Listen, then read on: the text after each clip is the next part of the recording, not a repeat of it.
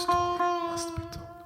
I'm Samuel Axel, and this is the Samacast, your North Star for navigating a world in radical transformation. My mission is to make sense of our times by weaving together the split parts into one whole, bridging exponential technology with spirituality and purpose with creative expression. This is a space for deep thought and human connection, allowing us to thrive and evolve together as the creators of our lives.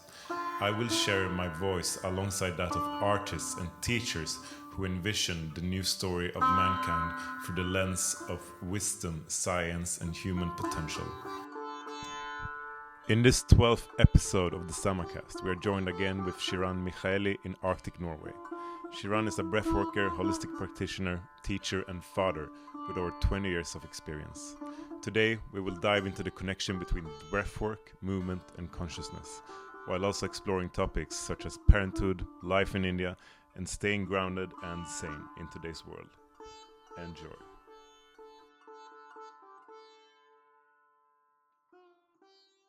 Hello, good day, and welcome to this episode Thank you.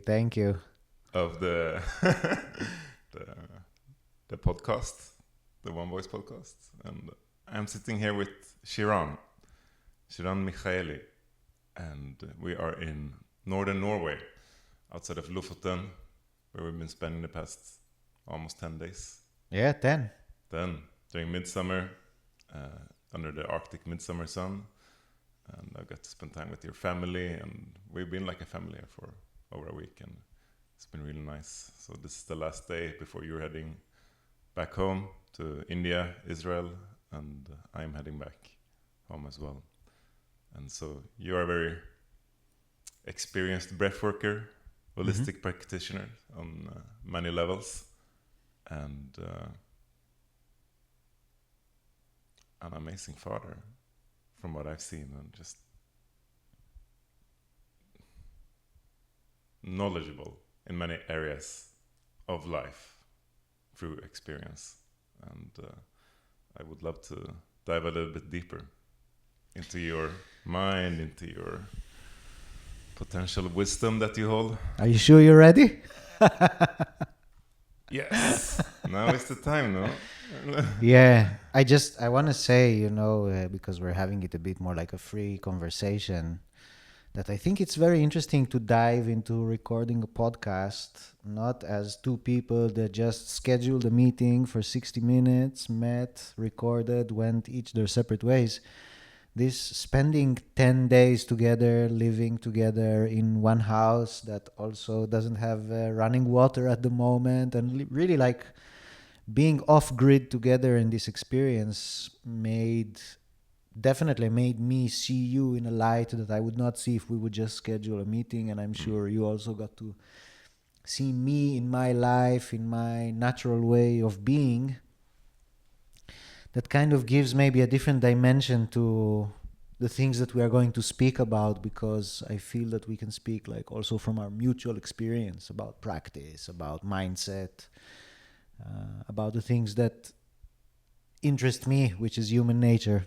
Yeah, from a place of connection, because there is a connection between us. If it would have been just a scheduled 60-minute meeting, you would, of course, learn a lot from that as well. But there is another depth to it when one knows the person one is speaking to, because it's about trust as well.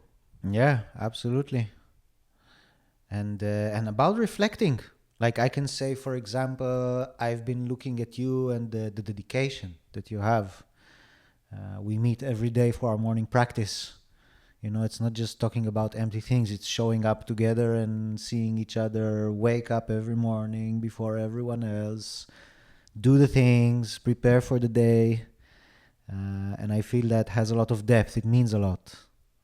Yeah. To walk the talk and not just to talk, because the audience of a podcast or a show, they don't really know what's happening behind the scenes, but I feel that we've established some kind of bond based on experiencing each other. Yeah. Especially in the morning. That's really behind behind the scenes. Our morning date.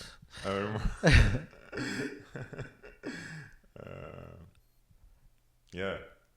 Yeah, and thank you for seeing me. And it's been such a joy seeing you and experiencing you in this setting. And so I would just like to hear from you. How has it been being up here in the Arctic, where we are, the past 10 days? Wow.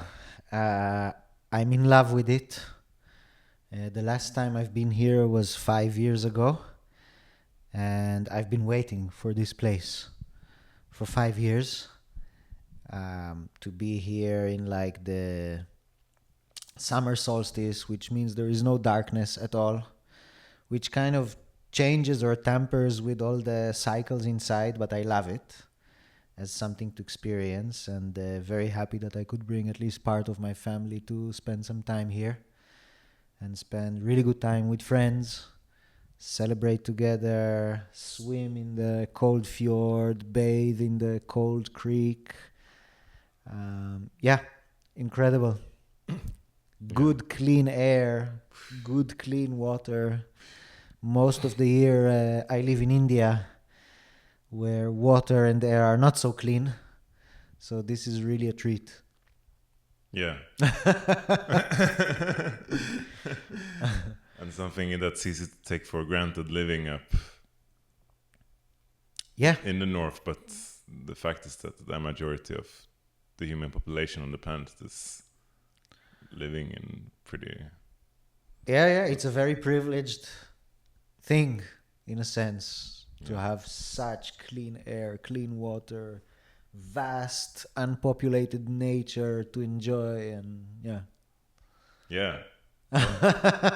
Especially up here where we are now, which is the north, which is very... I mean, the rest of Sweden is quite unpopulated, but here it's like... I mean, you'll have a whole fjord to yourself, a whole mountain to yourself. I'm going to try to put some video in the recording as well, so we can show it. Yeah, you should make people jealous. It'll make people jealous. But it's like you're behind the world. Like it feels like the world is quite far away, in some sense. It is. It is quite far. in a literal sense as well. We are in the middle of nowhere. Just to get people a sense, so Stockholm, which is already quite north on the European continent, it's the same distance further north as it is from Stockholm down to the southern point of Italy. Yeah. So it's vast lands of untouched nature and of very few people that still don't really speak to each other. So it's not the place to go if you want to socialize. Yeah, unless, like us, you come with friends and people that you have a deep connection with, and then I think it's an incredible opportunity to explore. Yeah.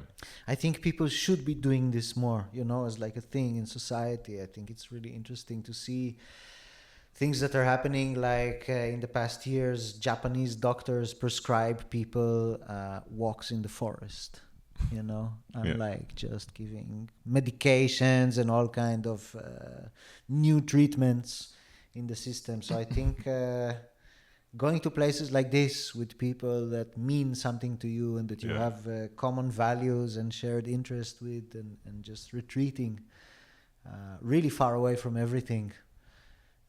And not necessarily in the most pampering, technologically advanced environments, but having to work together. Yeah. Like we've been carrying water together, Mostly like, you, but thank you. Yeah, but like it's there is something about it, about that connection. Yeah. Going to pastimes. Yeah, men working together, or like family community working together. And the funny thing is that that's what gives us so much fulfillment and joy as well, to do this together, and rather than just having machines doing everything for us, to actually work together. Yeah, I think in our conversations we were discussing different angles of human nature and wellness, and I think it's not just my personal opinion. I think even the studies can agree that one of the most central things in human wellness is community. Yeah.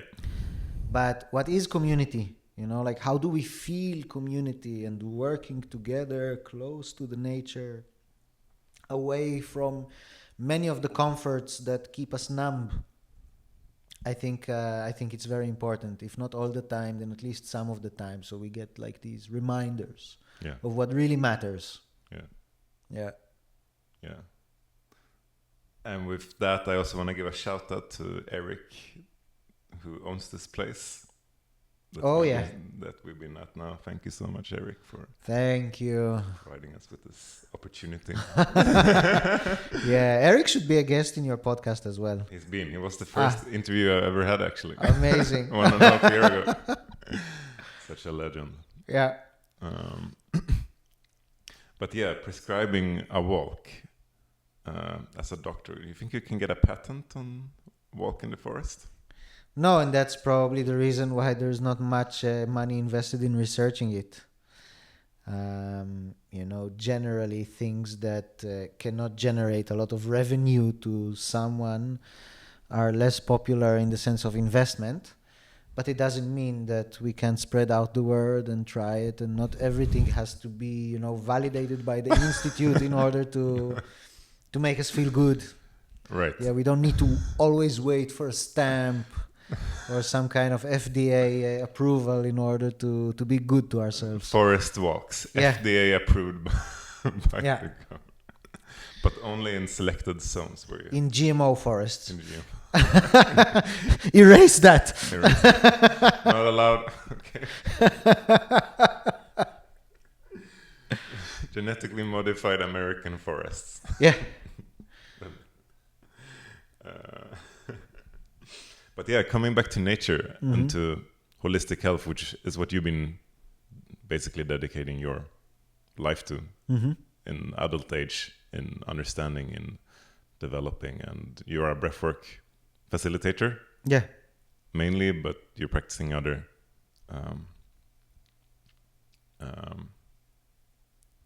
things as well. Yeah, today my main focus is training practitioners. So this is what I've been doing mostly in India in the past 4 years, training other people to become breathwork facilitators. But it comes with 20 years of experience working with people in private sessions, group sessions, retreats, etc. Mindset coaching around it. And I also have a practice of Chinese medicine. Yeah. So I'm very much immersed into the practice of acupuncture and qigong, and what I can see is how things evolve together, because the same kind of principles, universal or general principles that apply to us and to nature, are present in different modalities. It's just different names, different systems, different intellectual perspectives of things. But in the end, it narrows down to the same universal principles. You know, we can think about the principle of polarity that makes energy move, that, you know, in Taoist was considered as yin and yang. We can talk about resonance. We can talk about all kinds of things that exist in any system. And what I love the most is to implement it into the research of, let's call it, human nature. How does it come to play in us, and how can we be better to ourselves and to others? How can we evolve? How can we master our own, let's call it, energetic dynamic, and be more happy, more fulfilled, more kind? And the ancients knew quite a bit in this. I think also we know quite a bit, you know. It's like people sometimes tell me, where does breathwork come from? And, you know, you can look at the new breathwork schools that have been popular since the middle towards end of the past century, and growing and exploding these days, like it's a huge trend. But you can also see it in the Vedic scripts and in the Native American societies, and there are all kind of texts, even from the Egyptian times. Yeah. So I don't think that it's even dated to the time where people documented things. I think because breath is something so basic that was available to everyone, every society that existed ever was experimenting with it and trying it out and realizing the links between feelings and spiritual experiences and intellectual experiences and physical experiences and the breath. Maybe the society that has been the most far from it, at least for a while, is the modern society, but it's catching up. Yeah. In a bit of a fancy formats and like... Yeah, in an appropriate format to the way that we live today, online, etc. Even though I have to say that personally, I am not very encouraging of at least the deeper stuff that we do with breathwork online.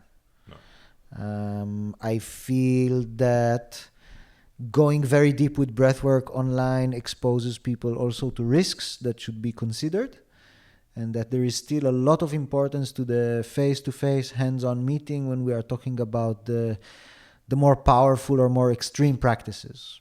Basic maintenance things, I agree, it's amazing to spread them out online, but there should also still remain a very important place for the physical meeting. Yeah. Now more than ever, perhaps. Yeah, but not just in the context of human warmth, also in the context of liability, of being able to deal with certain more extreme dynamics that can occur in the practice of more intense breathwork. Yeah. Yeah. Because it is fascinating. Every human has access to the breath. It's one of the first organs we develop as well, the ability to breathe, and it's a direct kind of way to shift and to like guide our consciousness and our energetic. Yeah, I mean, look, first of all, it's like the basic dynamic of life. We definitely don't have a monopoly on breathing. Bacteria is breathing, fungi is breathing, not to mention the animal world. Plants are breathing, okay? So it's a very, very basic function that is maybe the definition of life on some level. But what's really interesting about it is that it's partially voluntary and partially involuntary. So it has a very primordial nature to it. On one hand, that will play its play even if we are asleep or even unconscious. And at the same time, we can voluntarily or consciously manipulate it to reach different states, to reach different results or different experiences. And that's what I think makes it a very rich and very potent tool to work with. So if you look at it from more of an esoteric point of view, like what is the breath? Like the breath is almost like we are creating with our breath. Like breath is the primary thing that's needed also to make a word, to make a creation. Breath is life, the way I see it. It's like the most basic of the basic of life. Yeah. And to be completely direct or honest, I hope it's not a provocative statement in the sense of directed towards you, but I really feel that we should start moving away from defining things as esoteric or monopolized and start to bring down to earth all these things that in the past really less people had access to because they didn't have the knowledge, because they didn't have the technology or the resources. And today I think everyone can understand the basics. It should be common knowledge.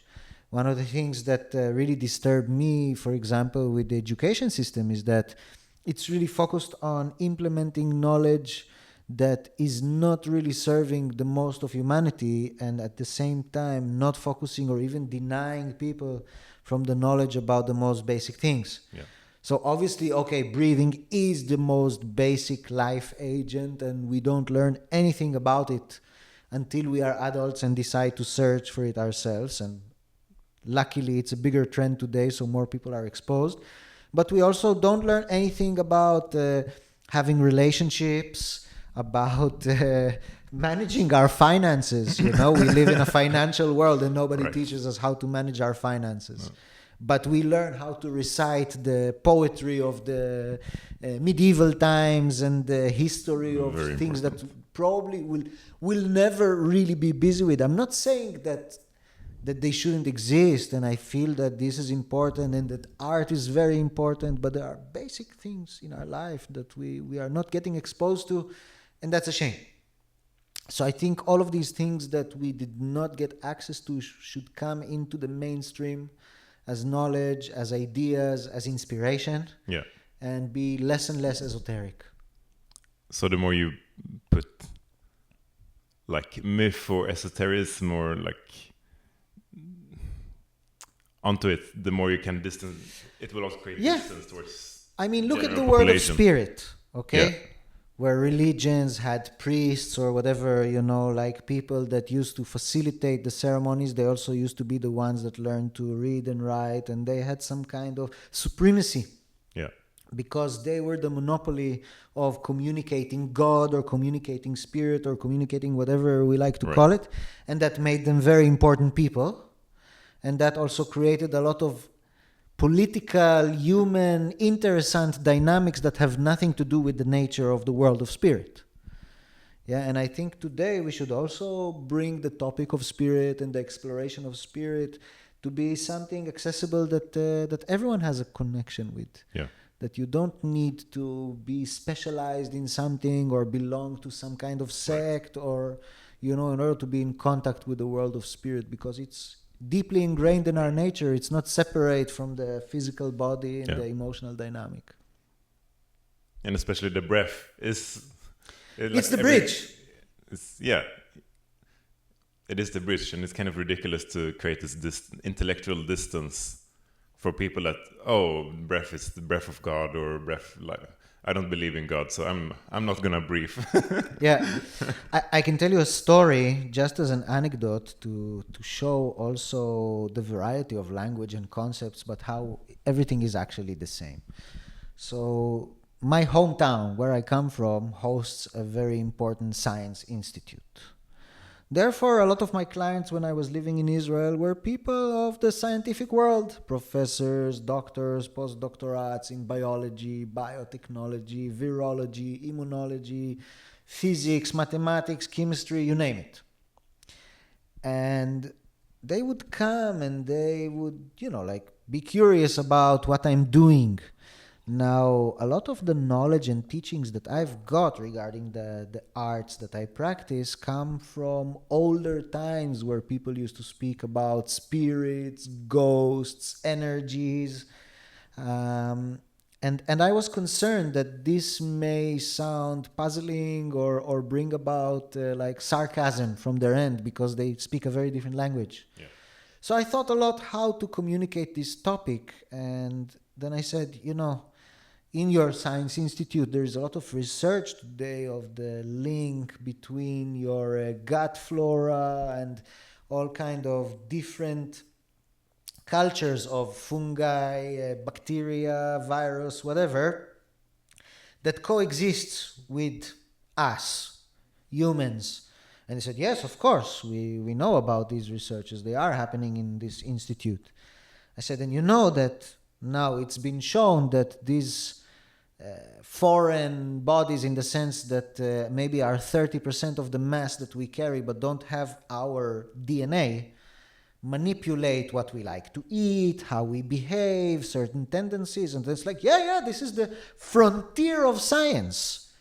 I said, well, you know, the old Taoist people or Egyptians or Native Americans, they didn't have microscopes. So they couldn't see, you know, fungi, bacteria, things like this, but they realized that there is something that lives with us that affects our health and our decisions, but is not innately us. And that they called demons, energies, whatever, you know, evil spirits, etc. So this is what I'm doing, is just that today we have a different language to call it, or a different intellectual reference, but the principle is the same. So it sounds a bit, part of your work is decoding it and to transmit Making this it information. accessible. Yeah. And to Yeah. create this bridge between science and this ancient knowledge or wisdom. Yeah, or maybe a bridge between perceptions, because there are many people living in the modern world that are very connected with the terminology of spirit. Yeah. And there are many people that are very connected with the terminology of what we call modern language and science. And some of them are connected with both, but some feel that one is good and the other is bad. Where what I'm trying to convey is just different languages, but in the end we are talking about the same things. So see the principles, the guiding principles behind the intellectual structures, and that's gonna be much more effective and help us to find much more health and happiness and fulfillment. To not get stuck in the words. Yeah. To get stuck in. Because if we focus on the words, we focus on the separation. Like, oh, you're that guy and you're doing this thing. I'm this guy and I'm doing this thing. But we're actually part of the same thing. And we are doing the same. We are always, maybe on one level, we are always talking about the same thing. It's a lot easier to be community and to love each other and to love ourselves and to eliminate conflict when we realize how much similar we are. Yeah. Because the more we emphasize how different we are, the more distance, the more hate, the more fear, the more propaganda, the more politics, the less happy we are. Yeah. Yeah. And from my perception as well, we are living in times where we are really getting to the extreme on one level of this consciousness of separation, of sectioning us and labeling. But while there's also this other wave of weaving together and unifying these different. That's my work as well. I'm not sure exactly how it will evolve, but to weave it together into to see it all kind of plays a part. It's like a puzzle, and every puzzle piece is necessary. It's substantial. It's one existence. It's one creation, And I don't think that necessarily in the older times there was really less separation. There was different words, different politics, different systems, but still the same kind of principles existed. And this is part of what I'm trying to bring to the front of the stage, because we have this arrogance that now we are more advanced, we invented this, we did that, we found that, and that brings us away from realizing, the essence of happiness, of the essence of fulfillment. In one of the conversations that we had in the kitchen over, preparing sandwiches, I told you that I used to work with a lot of dying patients. People who are, we're all dying on a philosophical level, but people who are terminally ill and know that they are going to die soon. And some of them are in great physical suffering and undergoing all kind of difficult medical treatments. Yeah. And I told you that, the one thing that was common in all of these people is what they regret. Yeah. So I've never met a really dying patient that regretted that they didn't buy enough real estate, didn't make the next expensive car, and acquire other kind of status symbols that everyone is so busy with achieving today. Right. People's main regrets, like if I have to look at the biggest three, and pretty much the only three, is not sharing love and telling other people that they love them, not apologizing and not forgiving, and not spending the time the way that they really wish to spend the time, doing the things that they want and being with the people that they want to be with. So this is the three major things which makes you contemplate on what brings about happiness and fulfillment. So expressing love, forgiveness, and doing what you really love, your passion. Exactly. Yeah, it has. I'm not saying, we live in a world that has also things that we cannot ignore, okay? I think it's really a fantasy to ignore, for example, the financial reality that we are living in. You can't say that money doesn't exist when everyone is chasing money, and money is the the currency or the transaction, the energy that's been passed between people, because it's some kind of mutual agreement. It's, by the way, the biggest religion on earth, because even religions that don't agree with each other and want to annihilate each other still agree about that topic of money. And they all use it. And they all use American dollars. Well, or whatever. I'm not even going there. I'm going on the basic idea, you know. So obviously, in order to sufficiently be able to eat, to use resources, to have access to things, one should have enough of this energy. Let's call it money, okay? But I don't think that if you have enough money to provide everything that you need, then having 10 times more will make you happier. No. Yeah? Not having enough to eat, to seek medical care if you need, to travel and follow your passions, does on some level take away from your happiness and fulfillment. Yeah. But having much more than what you need in order to follow these passions and be fulfilled and be healthy doesn't necessarily contribute to your fulfillment and health. Sometimes on the contrary, because it comes with a whole bag of problems like paranoia, the fear of losing, the fear of what do people want from me because I have more, etc., etc. I'm talking all about real stories and life situations that I've been seeing in my work in the past 20 years. Yeah, it's not empty content. It's based on real things. So it's interesting. So why do humans have a tendency to chase after the money or the success or the career or the whatever, when we kind of know, like I know from my own experience, my knee was really, really bad when I was a teenager. Like I couldn't walk more than a few kilometers. I had to make several surgeries, and it became very clear to me that if my body is not working, if my knee is not working, it does not matter how much money. Nothing really matters beyond that point, because it will affect everything else in my life. Yeah, that's proportion. But I think the answer to the initial question that you brought up, which is a fascinating question, I think there is so much into it, is that, you know, if you look at how much technology has changed in the past 100 years, quite significantly, right? Yeah. And in the past 2,000 years, even much, much more. What has not changed much in the past 40,000 years is our hardwiring physiology. Yeah. So we have the same kind of triggers, the same kind of activation points, and we are led by these things. So we are programmed to seek pleasure and avoid pain. We are programmed, for example, to seek the sweet taste, even though today we understand that it's destructive. But in the past, when sweet things were so scarce, then obviously it was important to be focused on finding them. In the same way, today, our chase of certain things that in the past were very scarce, and this is why we were programmed to chase them, has changed. And it became destructive because we are overloading ourselves with things that we don't really need, but we used to really need to find in the past 40,000 years ago. The same goes with avoiding danger and taking risks and, you know, all of this axis of dopamine that makes us want to achieve things. Yeah.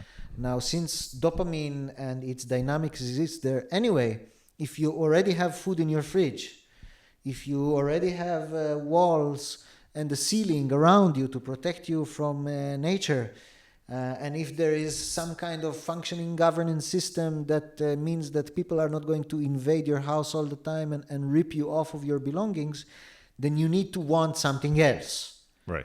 And then the more sophisticated it becomes, the more superficial and not real things that we want.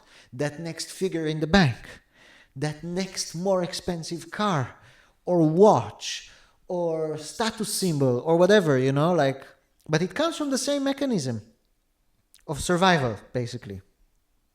It's just utilized in a different way, because actually most of our survival needs are already met.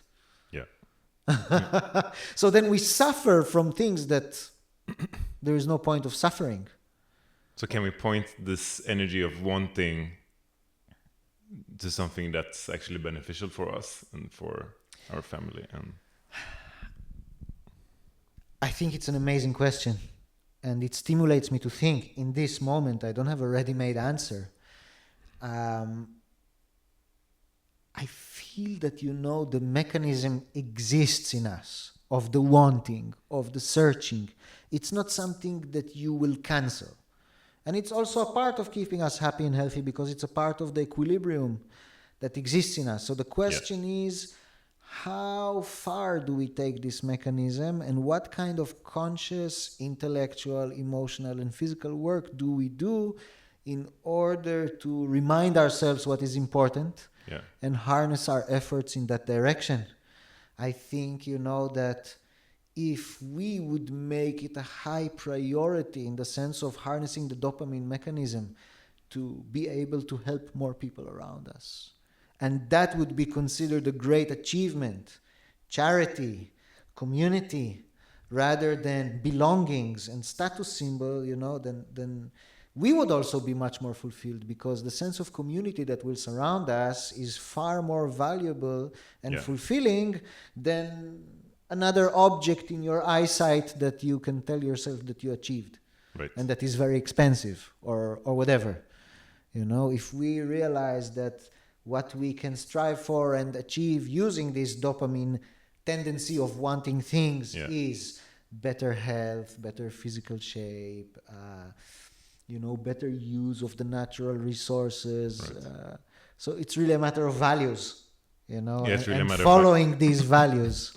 An experience, perhaps a person that's chasing the next big boat or the next big car and whatever it may be on a material level, perhaps they never experienced the joy of being in community, of being in family, of experiencing that love. Because then once we had that experience, it's hard to...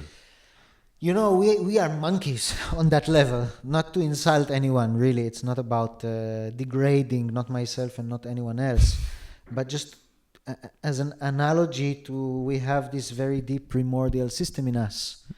That is not just human. We don't have a monopoly on that.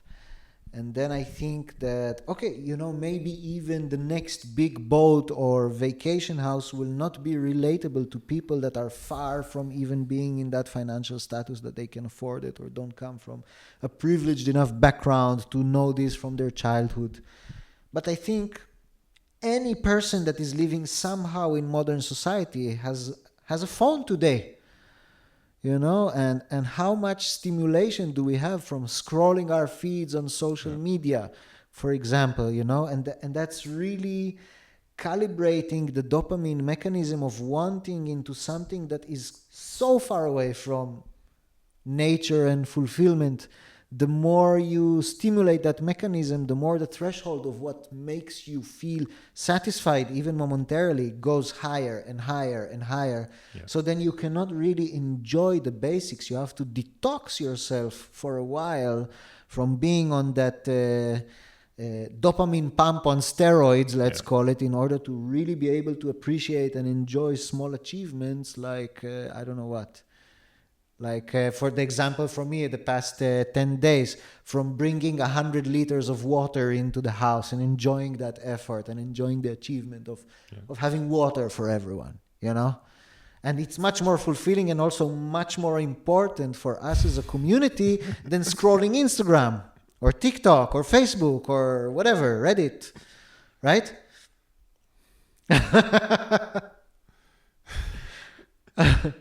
Yeah, if we only knew how much it's obviously if you do a drug or you take cocaine and your dopamine level you shoot to the moon, but this, like just scrolling on the phones, that I call it digital cocaine, by the way, or like digital amphetamines. Yeah. So if you look at a modern person, of all activities they would do throughout the day, would you say social media and this activity of scrolling, and is that something that is consuming a lot of dopamine? The way I see it, it's not in the sense of just consuming, it's the sense of constantly, how should I say, training or tuning that system to be hyperactive. Yeah. And the wanting by itself creates a sense of lack all the time. We are never satisfied. Right. You know, so in the past, you had to be unsatisfied because it had to motivate you to go out there, to get the lumber to heat your house, to hunt, to feed your family, right? Right, because if you were always If satisfied you were with satisfied, starving there was or... no point, and then the evolution of Then you the would die. species, yeah, Yeah, you know. because you would have no drive of doing anything. The sense of missatisfaction is like, oh, I have to scroll my phone again in 30 seconds. I have to see, maybe someone wrote something new. Maybe someone liked what I wrote. You know, that became the sense of achievement that was in the past days necessary for survival. It's really not necessary for our survival. And we are junkies of this now as a society. And I think the worst is because I'm a father, you know, and I see the kids. Even my own kids, because I decided not to take a stance of a parent that completely disconnects my children from what's happening in modern society, and then maybe one day they'll discover it. We are living an integrated life in society. Therefore, I see them, and also myself, and then the people around me, going into these things that I consider to be unhealthy and unfulfilling, such as the digital media. Yeah. Which is maybe the most extreme example that we have today of this dopamine abuse. Yeah, and you know, when I grew up, it was less. But my children were already born to a reality of a smartphone. Yeah. So their lives are quite different. And I'm very curious how we can, I don't know if I want to say reverse, because we cannot reverse, but find constructive ways to teach them and ourselves the tools to be happier and healthier, even though we have this digital reality around us that is very tempting, very addictive. Well, I guess one of the greatest cures or ways of doing it is finding so much pleasure on the outside that actually satisfaction from the community, from the life that you're living, that the stuff you're doing on social media is actually not really giving much in comparison. Like it's a tool, like using anything. And the way I see it, this is not a good favor, not for us as a society, and definitely not for the kids to be so much in the digital reality and so little in the substantial physical reality. And we did have a good display of how it looks like. We have a slight age difference between us. Yeah. Not to say that I'm old. See what your daughters will say. But I mean, when I grew up, there were already TVs in the house, and we had landlines. But what would happen is we would come back from school, and then we would throw our bags, maybe eat something, and go down and meet our friends and play football. Yeah. We didn't play video games. No. We didn't have smartphones. Like, we were physically active, and we were meeting each other in the real presence, really interact with each other without some kind of digital mediator. Yeah. Because I see the kids today, you know, sometimes they meet. I have teenage daughters. They meet with a bunch of friends. You know, we love to host in our house. So our house in India is usually full of teenagers when they're like on vacation or in the weekend or something. And they can sit 6 people together on the sofa with their phones, you know? And then they'll show each other things. So it's not like they're not communicating at all. Or sometimes they're even just messaging each other while they're sitting next to each other. Yeah. You know, and that's like fascinating. It is quite fascinating. Yeah. But I grew up in a different reality. And I grew up in the mid-section. I was born 97, so smartphones was not a thing until I was like 15, 16. So I didn't really properly grow up with it. And, Good for you. no, I'm really, really grateful about it. Yeah. I think that was really, yeah, I'm happy about it, because when I see the kids today, it's like, oh my God. And you know what? Even though I'm, of course, have my differences and opinions about the upbringing today, I also look back and say every generation behind, like what my parents thought about my generation, what my grandparents thought about my parents' generation, there will always be that criticism, and some of it is a part of difficulty of letting go and changing and evolving. So I don't want to only look at it as like a bad thing. But the question for me is like, within this reality, within these possibilities, how do we make it better? Right. How do we still find the real values, and how do we still stay connected with what makes us fulfilled and happy and healthy? Yeah, and then we use it as a tool rather than deriving, because it's the thing about this is that it's exponential in the way it's developing, in the way that technology and games and all of these things are becoming more and more accessible and like intriguing and seducing. And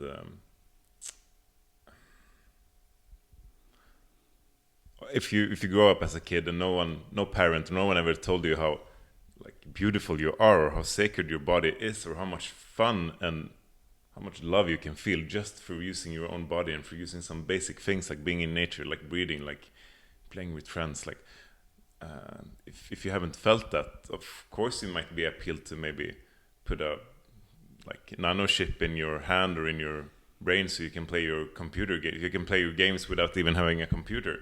Maybe you have like a VR headset or something, and it seems like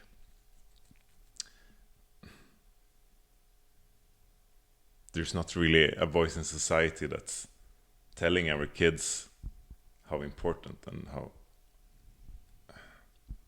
I think the voice is there, and we are voicing it right now. The question is how much exposure and weight does this voice get when it's counterproductive to the ones who are making profit. Yeah. You know, it's like we said, it's very hard to patent a walk in the forest, so why invest in it? Yeah. You know, and if that walk in the forest will make you not consume other products that make profit because you won't need them, then suddenly thinking that taking a walk in the forest would be a good idea is a threat to business. Yeah, in the same way what we are saying now is a threat to digital business, which is a threat to also everything that comes with it, the chip industry, the software industry, the everything industry. Just like we can relate to the medical industry and to many other industries. Car industry, generally, all kind of luxury industries of things that we don't really need, but our dopamine mechanism makes us want. Yeah. You know, and they generate a lot of revenue to very powerful agents or people or corporations. So it's always a bit like being in a disadvantage. Yeah. Yeah, but we have to be courageous and speak up and do the most that we can to expose people to these ideas and practices and possibilities, even though it's not generating a lot of financial wealth or serving interessant interests. No. Let's call it. It's not perhaps not generating financial wealth for the big actors in the way the system is designed now, but yeah. And look, there is balance between things, because you could say, yeah, but you know, you are charging people to come to your workshops, etc., etc. And it's true, we all have to make a living. We live in this reality. Yeah. But the question is, what is the set of values? If the set of values is to make as much money as possible, regardless of what you are delivering, which service or which quality, or what are the set of values behind it, it's one thing. And if you realize that, you know, this energy called money needs to be circulated, so of course my service will also cost you something, because I have to consume other services and products, and that's an exchange. But it's not why I do it. no. You know, then that's a different thing. And I want to be able to speak out that voice of different values that are not just achieving the next big number, the next big car, the next big whatever. Yeah. But using this energy in order to grow more community, more health than wealth. Yeah. Yeah. Grow more health than wealth. And wealth, perhaps. And wealth. I'm not excluding wealth, but it should not be the highest priority of society. No. And today it is for majority of society. Yeah. Yeah. And then if you have it, then you have it and you're afraid to lose it. And if you don't have it, you're constantly chasing it because you feel you don't have it. So Yeah. it keeps us in a cycle of misery. It really does, and it's almost like the more we chase it, the less we will actually see what we already have. And it's not different than scrolling Instagram and looking who liked your posts or how your friend that you are following looks in a bikini or whatever, you know? Yeah. It's the same mechanism. Yeah.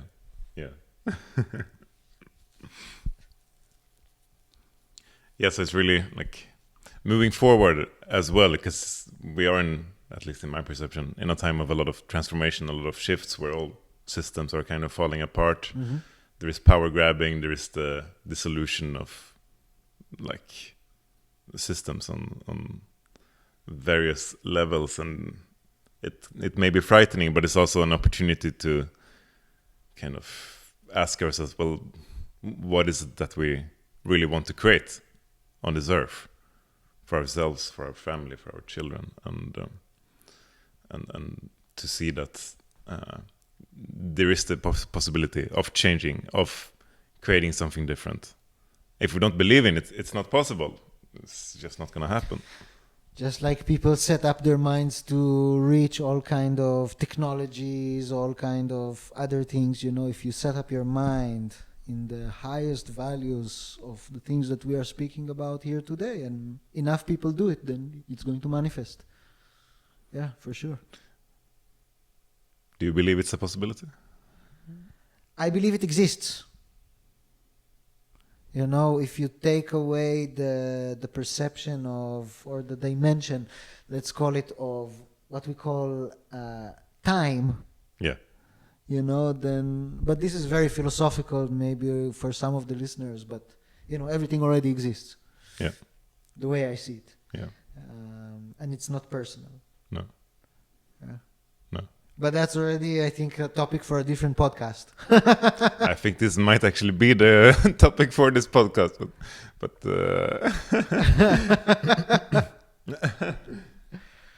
but it's also just because it's the distance of feeling like in my own personal life, I want this amount of money, or I want to achieve this, or I want to do this, or I want to meet this woman, or it's like a future. I project myself to the future, and I feel the sense of I don't have it already. Mm-hmm. So I feel lack. Exactly. So I will go out Whatever in the world. you want, you should state to yourself that you have. Yeah. Yeah, that makes it now, the present. Yeah.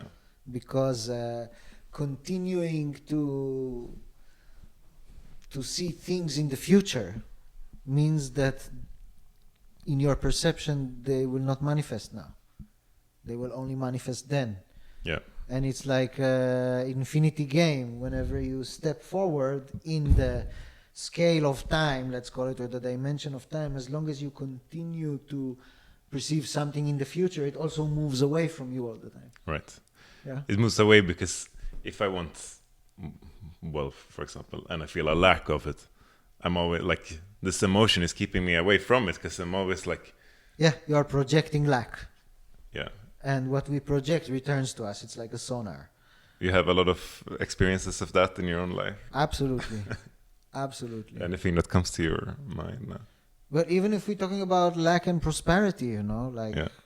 I've seen how the change of mindset around it changes the reality. Yeah.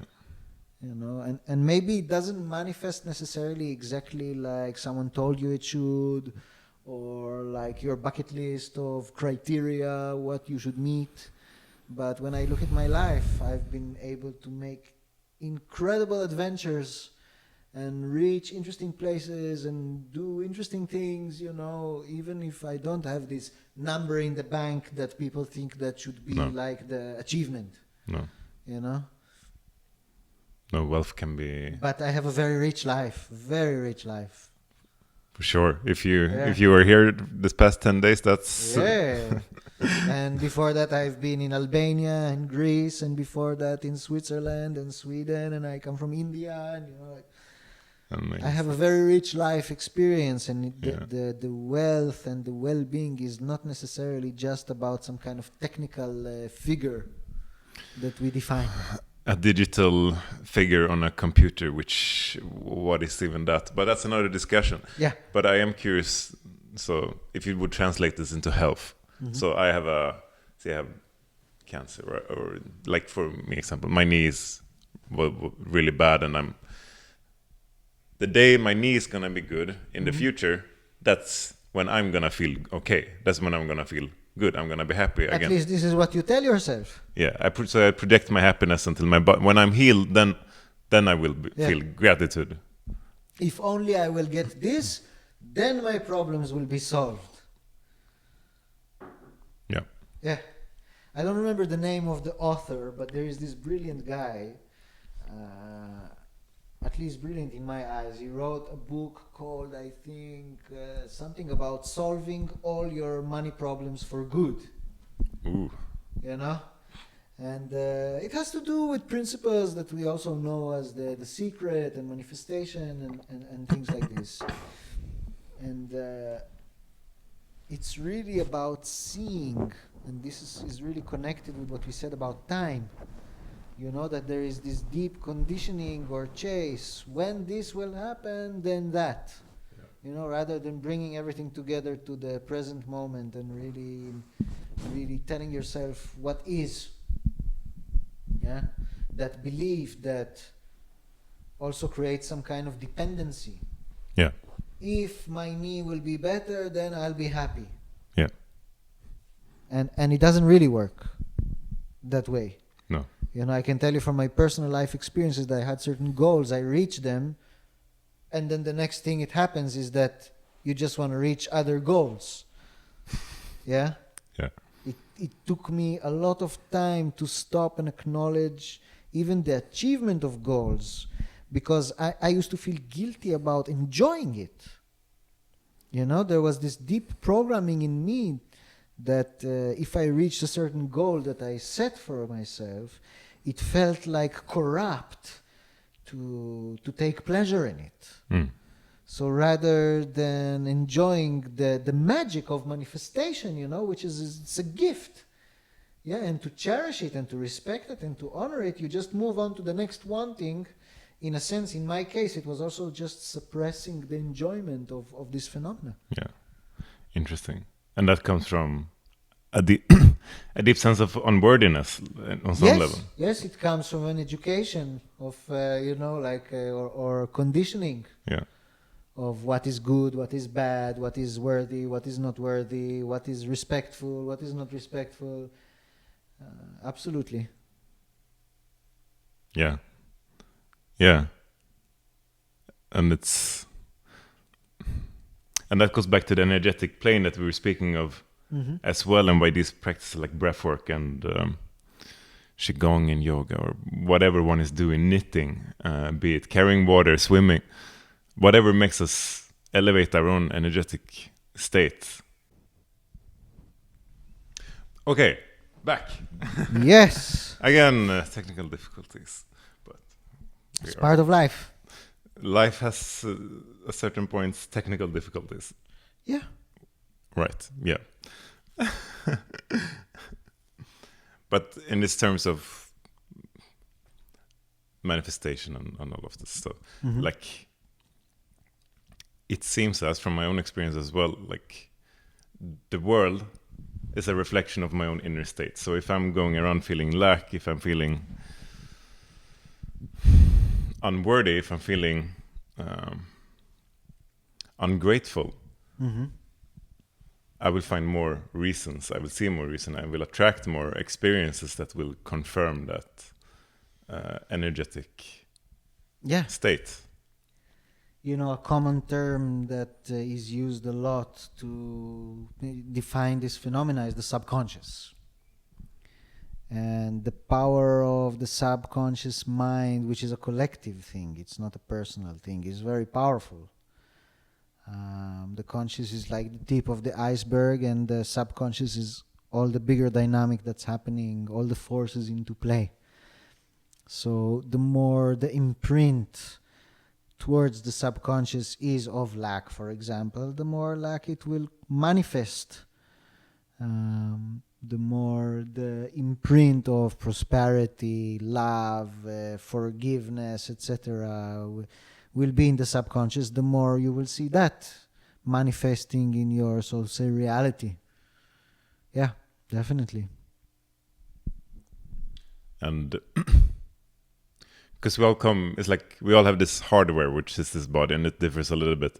We all come with different programming from our past, from our upbringing. We all have different stuff. So learning these techniques or these tools, such as you are teaching in your own work, to actually be able to learn to shift our energetic state. So when we feel like we wake up, and we all feel like crap some days, we just want to go back to bed. We don't want to talk to anybody. We just like, fuck it all. It's a super important point, because we teach all these tools, and especially like when people read and it's written in a way that is very like, of course, sounds almost like a guarantee. Yeah. That you're going to do this and this is going to work. And then you come and do it, and it doesn't always feel great. No. It's not always successful. It's not always glamorous. It's not always easy. There are ups and downs in life, and it's super important, I think, to acknowledge that. Yeah. That whatever you are doing that is great doesn't mean that you're going to feel great all the time. No. Whatever you are doing that is constructive will not always look like you are building a success. And to stick to the principles requires some kind of inner faith, maybe. Yeah. Which is another very important human agent, faith. Strip away the sense of religion, which I have nothing against on its own, but I'm more interested to see what's underneath religion, and this is faith. Yeah. To follow certain principles, even though the result that you see or feel right now is not what you expect. Yeah, and to continue the perseverance, to go with it, the dedication. A concept that comes from the East is karma. Yeah. And the Buddhists that are, talking about karma, they talk about, they speak in the metaphors of agriculture, basically, of planting seeds. Yeah. So obviously, if you plant tomato seeds, it will not grow cucumbers. No. It will grow only tomatoes, right? So if you want to have tomatoes, you have to plant tomato seeds in your garden. But the soil does not come, hopefully, sterile and free of other agents. So if suddenly cucumbers or melons that you don't want sprout in your garden, it's not because you necessarily planted them now consciously. It's because they were there. Yeah. Maybe from past actions, from past lives, whatever. I'm not even going into designing the belief systems and saying what is validated and what is not, in my opinion. But the point is to understand that, if you want to get certain results in your life, you have to continuously plant the seeds that will grow these results. Even though not everything that sprouts in the garden of your reality will look like what you're looking for.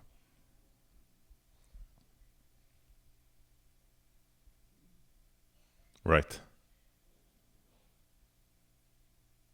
Yeah, and it's kind of finding this dance with what comes up, not seeing it as an error, because things are going to come up. There are going to be subconscious seeds that are going to, and maybe you're on the, like you're making it, everything is so freaking good, and you're like, nothing can ever, how could I ever fall from, how could it ever go wrong from here? And then something pops up.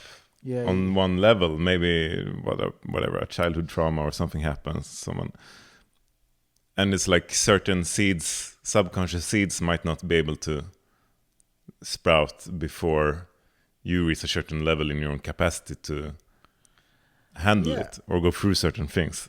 I think, first of all, to think that you have a bulletproof approach to anything is the source of many disappointments and errors. And also I think another consideration is that a part of our development, a very important part of our development, is not just about planting the seeds of what we want to see as a disconnected, sterile idea, but as, you know, a dynamic of what sprouts all the time in our life and how do we respond to it. Yeah. For example, let's say that I ask you what do you want and you say I want to be less angry and more happy. Yeah. Then one thing is to think about happiness and imagine yourself happy, okay, which is planting the seeds of happiness.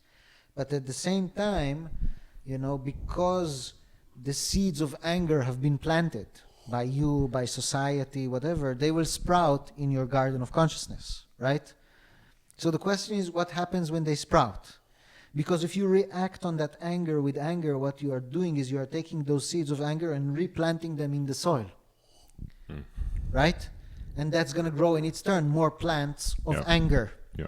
But if you see that anger coming up in you and you decide to respond, you choose to act. It's not a reaction, it's a conscious action in a different way. Yeah.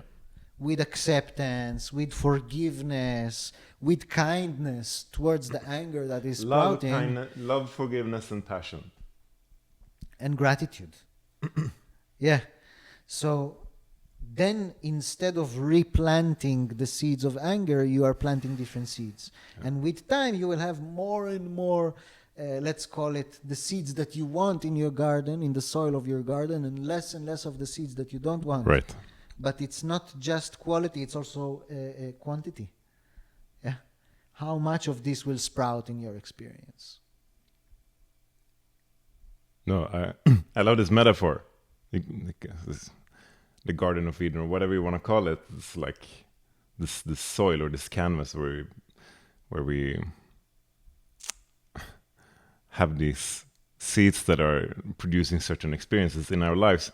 And sometimes I can be frustrated with myself, like, why am I feeling this again? Shouldn't I be over this now? Like, why is it not happening faster? Or why is this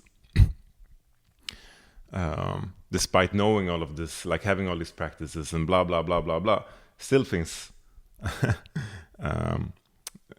come up.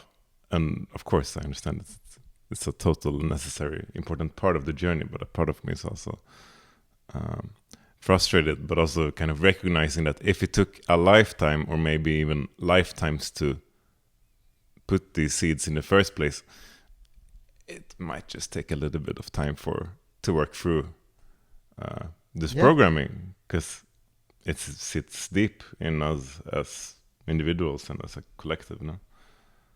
Yeah.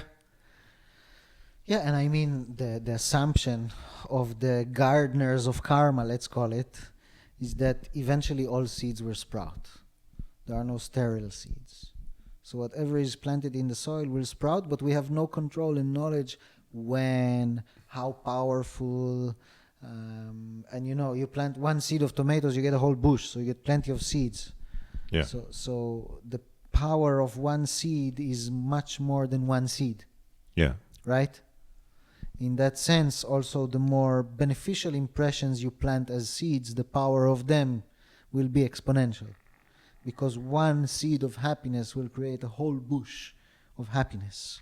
And then you can plant more and more happiness in your life, or more fulfillment. So tell me, in your experience, what's been planting the most happiness? I love the term, exponential happiness, in your own life. And this I don't know how to answer it, to be honest. But if you want to gain some perspective on the art of this gardening, the way I see it, the two most powerful tools that we carry as the little doctor or little gardener is gratitude and forgiveness. Yeah. Because these are things that can soften us and help us to respond in a beneficial way that we consciously choose, rather than react in a way that just continues to create the same kind of loops and cycles of the things that we don't like to experience. So the more we can be grateful for what is and forgive for what was, our ability to consciously choose what we want to plant in the garden and to nurture it grows. forgiveness and gratitude. Yeah. So, Two most important tools of Gardner. which is not dependent on something external, but it's actually also an energetic state or like a thought or conscious act, and it's so incredible how that. The water is water, the soil is soil, the sun is sun. You have no control over it. Yeah. So what can you do? Yeah. It's just internal. Yeah. Yeah. And it's fascinating. Also, my experience with Judaism, I've been in Israel 2 times during Yom Kippur, Yom Kippur, and it's been very deep and profound experiencing that also in the Jewish community, which is the day of kind of reconciliation of forgiveness. Yeah. I mean, I come from that background, so I know the concepts. I have to share that I really am not a religious person, and I don't lead that kind of religious lifestyle at all. But the idea of it, of repenting, of asking forgiveness, of forgiving others is super important. I just think that it's appropriate to do it a lot more than once a year. But at least you have it scheduled, like this day. It's a system for those who don't naturally remember the secret of forgiveness. This day God commands me to do this. At least once a year, it's like whether you like it or not. Most people never do it. Better late than never. But one thing I want to bridge this to is also family, and in terms of exponential happiness. And my experience being around the kids here and kids in general, I'm seeing more and more in my life that like there is so much joy and happiness in being around kids. It's not always easy, obviously, but there is something about like a family that's on a certain frequency that's kind of, I don't know, it seems difficult to be able to achieve that kind of by oneself. So, I don't know if you achieve it. Even that is a perception that I just don't know how to relate to. Yeah, it's the wrong word. Achieving is the wrong word, but kind of. I think my question is then, how has family shaped you and your life? Because you became a father pretty early on, no? Yeah, I have, and to be honest about it, because of the kind of topics that I'm dealing with and lifestyles and considerations of, let's call it spiritual work, etc., devotion. I've had this question come about a lot, like why did you choose family life? You were already immersed in the world of spiritual practices and human healing much before, so what's the point in then becoming a family guy? And my reply is that, I didn't choose it. I feel that it chose me. And that there is no contradiction between the worlds. Like, I don't have to be a monk in a cave in order to be around this work and to do the things that I love and to align with the values. So then family became something that just happened to me. I didn't plan it on a conscious level, at least not in the beginning. And I think it's one of my greatest teachers, because it puts you in situations where you have a deep sense of commitment and also a deep sense of disappointment and a deep sense of dependency and codependency. And it's like a microcosmos of a lot of the mechanisms that we work with. And learning to navigate through that allows me to be kinder to myself, allows me to be creative and curious about helping other people. It's a big thing. It's a big thing. And also if you look at basically all indigenous people and of perhaps all major religions, I don't know about the Buddhists, but having family and children is like top priority. It's like very high, of high value. Yeah, I mean, I don't know how to relate to it from a standpoint of society. I can just tell you my personal experience, because I know a lot of people that feel that they don't want to have family and kids, and I don't think that there is anything superior in this or that. No. because I'm not coming from the religious background that says that this is what God said and this is how society should be. But I can see the value in the experience that I'm having with it. Definitely. Yeah. Yeah. Yeah. Do you think the world possibly could be a nicer place if there was a requirement for people that are in power to be successful parents before they actually step into that power? Maybe. I don't know. I mean,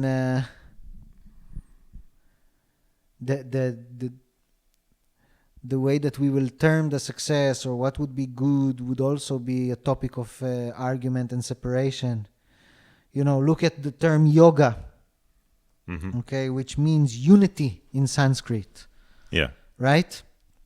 But then, because this is the kind of professional environments that I'm walking around in, and the kind of social engagements and associations that I have with a lot of people that are coming from this world of yoga.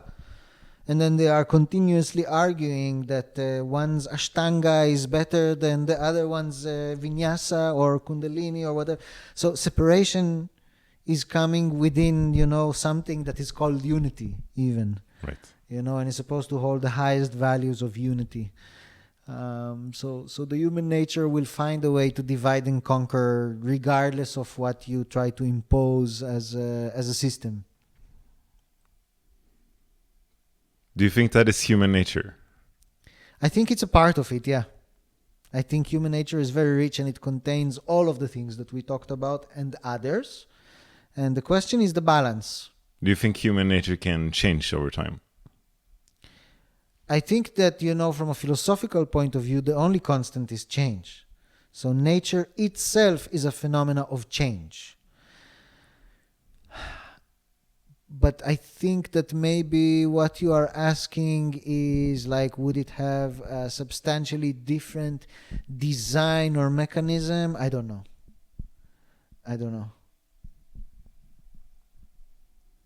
No. But it seems, if we go back to, if I'm in my own individual experience able to plant more seeds of happiness, of joy, of fulfillment, of gratitude, of the good things, that raises my energetic being, and other people on the earth are able to do that, it would then perhaps make sense that we could do that as a collective. Maybe. I like to be careful with assumptions, because assumptions are the mothers of fuck-ups and mistakes, and expectations are the mothers of disappointments. Yeah, so I don't know. Well, I don't know. What I can see from, experience so far is that reality in the way that we experience it is dual. Therefore, there is no light without shadow. There is no good without bad. They have no meaning. They have no validity. The more we try to emphasize one polarity, even without noticing, we are growing the other. So maybe to sum all of this up, I would like to use the suggestion of the Sufi poet Jalaluddin Rumi. Again, I'm not delivering 100% one-to-one quote, let's call it, but the essence of what he said in one of his poems is, there is a field outside of good and bad, right or wrong, meet me there.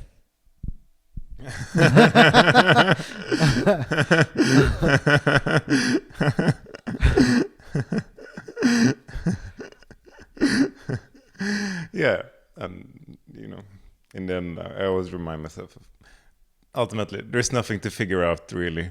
There's nothing to really understand. There is, but there's not, and Yeah. it's all as it is.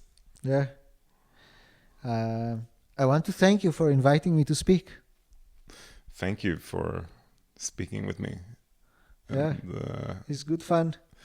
it's good fun. Good fun. I'm very, very happy that we made this, and honored to have you as a Thank you. And I guest really on hope that the podcast. ones that are listening can take something and implement it in their life. Yeah. Or get curious and reach out, or whatever good that this can create. Yeah. So really thank you for creating that platform and opportunity.